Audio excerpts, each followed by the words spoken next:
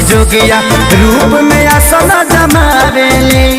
भूत पिचास या नासिक गड़ी सभौन करी अलख जगावेले। भांग के भोगिया लावस जोगिया रूप में आसन जमावेले। भूत पिचास या नासिक गड़ी सभौन करी अलख जगावेले।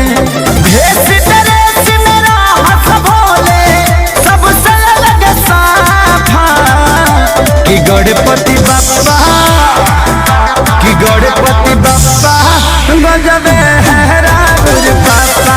गणपति बप्पा गजबे है रावण पापा। हर बोले पापा बोले हर बोले।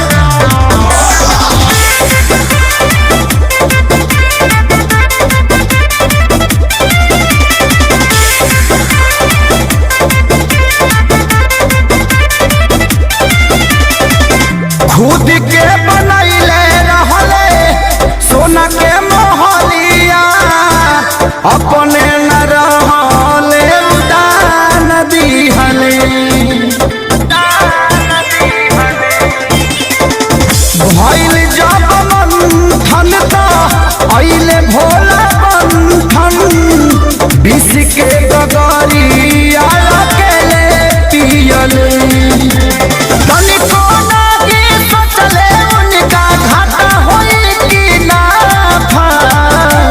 गणपति बप्पा गणपति बप्पा गजब है रावण पापा।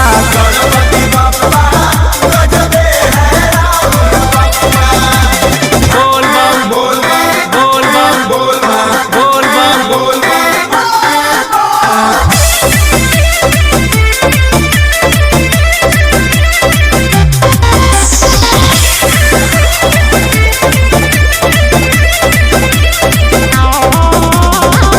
कोइल नाच काम भोला जी कोइले।